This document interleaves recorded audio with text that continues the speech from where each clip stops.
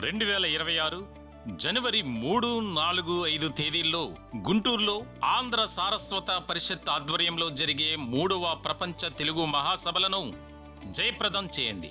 రండి, తెలుగువాడి ఘనతను, తెలుగు భాష గొప్పతనాన్ని ప్రపంచానికి చాటి చెబుదాం. 3వ ప్రపంచ తెలుగు మహాసభలను నెంబర్ 1 ఓటీటీలో ఉచితంగా వీక్షించండి.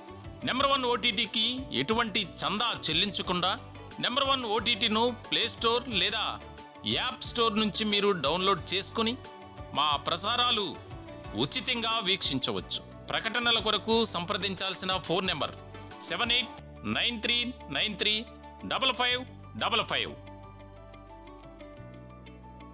నమస్తే. సామాన్యుడి చేతిలో సామాజిక అస్త్రం నెంబర్ 1 న్యూస్కి స్వాగతం. నేను రవీంద్ర. వైఎస్ఆర్సీపీ మాజీ మంత్రి కాకాని గోవర్ధన్ రెడ్డి ఆయన మరోసారి జైలుకు వెళ్ళక తప్పదా అంటే అవుననే చర్చే జరుగుతుంది. దీనికి సంబంధించి గతంలో ఆయన 2025 మేలో ఇల్లీగల్ మైనింగ్ సంబంధించినటువంటి కేసులో దాదాపుగా 3 నెలల పాటు ఆయన జైల్లో ఉన్నారు. ఇటువంటి క్రమంలో ప్రత్యేకమైనటువంటి షరతులతో కూడిన బెయిల్ వచ్చింది. ఇటువంటి సందర్భంలో ఇప్పుడు తాజాగా నెల్లూరు జిల్లాకు సంబంధించినటువంటి తెలుగుదేశం పార్టీ ముఖ్యమైనటువంటి నాయకుడు, అలాగే మాజీ మంత్రి సోమిరెడ్డి చంద్రమోహన్ రెడ్డి, అతనితో పాటు మరికొంతమంది తెలుగుదేశం పార్టీ నాయకులపై కాకాని గోవర్ధన్ రెడ్డి అనుచితమైనటువంటి వ్యాఖ్యలు చేశారు, అసభ్యకరమైనటువంటి పదజాలంతో దూషించారు అనే దాని మీద సోమిరెడ్డి చంద్రమోహన్ రెడ్డి అనుచరుడు ఒక ఆయన వెంకటచలం పోలీస్ స్టేషన్లో కంప్లైంట్ ఇచ్చారు. దాన్ని బేస్ చేసుకుని మాజీ మంత్రి కాకాని గోవర్ధన్ రెడ్డిపై కేసు నమోదు చేశారు. చాలా కీలకమైనటువంటి అంశం ఏంటంటే వైఎస్ఆర్సీపీలో ఉన్నటువంటి సందర్భంలో వారు అనుసరించినటువంటి విధానం కానీ, అలాగే అక్రమాలకు సంబంధించి, అవినీతికి సంబంధించి ఒక్కొక్కటిగా బయటకు వస్తున్నటువంటి వేళ చాలామంది జైలుకు వెళ్తున్నారు. ఇలాంటి క్రమంలో మంత్రి హోదాలో పనిచేసినటువంటి వారు ఇబ్బందికరమైనటువంటి పరిస్థితులు ఎదుర్కొంటారు. వారిలో కాకాని గోవర్ధన్ రెడ్డి ఒకరు, అలాగే జోగి రమేష్, నారాయణ స్వామి.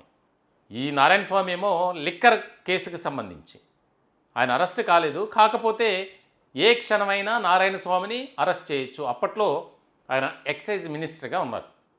ఆయన హయాంలోనే ఈ యొక్క మద్యం కేసుకు సంబంధించి, అలాగే జోగి రమేష్ ములకల చెరువు ప్రాంతంలో జరిగినటువంటి కల్తీ మద్యం ఆ తయారీ కేసుకు సంబంధించి ఆయన కీలకమైనటువంటి నిందితుడిగా జైల్లో ఉన్నారు. ఇటువంటి క్రమంలో కాకాని గోవర్ధన్ రెడ్డి ఖచ్చితంగా రెండోసారి జైలుకి ఎంట్రీ వెళ్ళబోతున్నారు అనే చర్చ రాజకీయ వర్గాల్లో విస్తృత స్థాయిలో జరుగుతుంది. అంటే నెల్లూరు పాలిటిక్స్ విషయానికి వస్తే కనుక నువ్వా నేనా అన్నట్లుగా కాకాని వర్సెస్ సోమిరెడ్డి ఇద్దరి మధ్య, రెండు వర్గాల మధ్య తీవ్రమైనటువంటి వివాదాలు కానీ, భేదాభిప్రాయాలు కానీ అంతా కూడా ఘర్షణ వాతావరణం.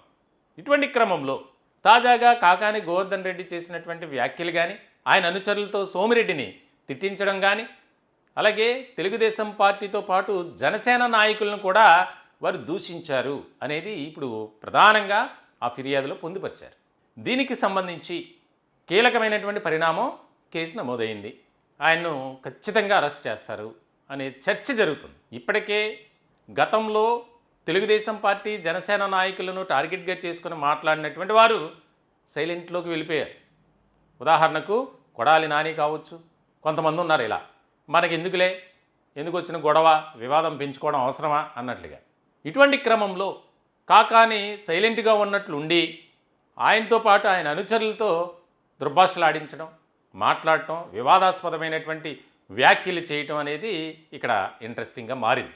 మొత్తానికైతే ఏదైతే వైఎస్ఆర్సీపీలో ఉన్నటువంటి ముఖ్యమైనటువంటి నేతలు ఒక పక్కన చాలామంది దూరం అయ్యారు పార్టీకి, జగన్మోహన్ రెడ్డికి చాలా సన్నిహితులుగా చెప్పుకోబడేవంటి వారు దూరం అయిపోయారు పార్టీలో.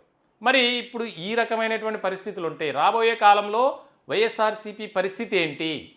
పార్టీని ఎలా లీడ్ చేయాలి?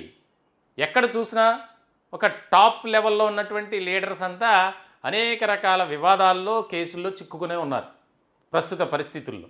ఇంకా రాబోయే రోజుల్లో ఎటువంటి వ్యవహారాలు బయటపడతాయి, ఎవరిపై ఎలాంటి కేసు ఉంటుందో తెలియనటువంటి పరిస్థితి. ఇలాంటి క్రమంలో ఇప్పుడిప్పుడే కాస్త సద్దుమణుగుతుంది అనుకున్నటువంటి తరుణంలో మళ్ళీ కాకాని గోవర్ధన్ రెడ్డిపై దీనికి సంబంధించి ఒక రకమైనటువంటి ఈ యొక్క అభియోగాలు, కేసులు.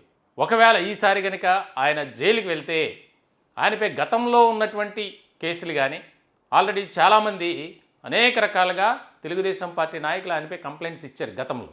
దాన్ని సీరియస్గా తీసుకొని ఈసారి చాలా తీవ్రమైనటువంటి ఇబ్బందులు పడే అవకాశం అయితే మాజీ మంత్రి కాకానికి ఉంది అనేది నెల్లూరులో స్థానికంగా ఒక చర్చ జరుగుతుంది. రాష్ట్ర రాజకీయ వర్గాల్లో వైఎస్ఆర్సీపీ పరిస్థితి ఏంటి, అగమ్యగోచరంగా మారింది. ఆ పార్టీని ఒక రకమైనటువంటి విధానంతో తీసుకువెళ్లాలని ప్రయత్నం చేస్తున్నటువంటి పార్టీ అధినేత జగన్మోహన్ రెడ్డికి ఎటు చూసినా ప్రతిబంధకాలే, ఇబ్బందికరమైనటువంటి పరిస్థితులే, ప్రతికూలమైనటువంటి వాతావరణమే. దీనికి సంబంధించి ఏ రకంగా ఆయన దీన్ని డీల్ చేస్తారనేది చాలా కీలకమైనటువంటి అంశం. ఈ టాపిక్పై మీ విలువైనటువంటి అభిప్రాయాలు కామెంట్ రూపంలో తెలియజేయండి. దయచేసి మా ఛానల్ని సబ్స్క్రైబ్ చేసుకోండి. Thank you.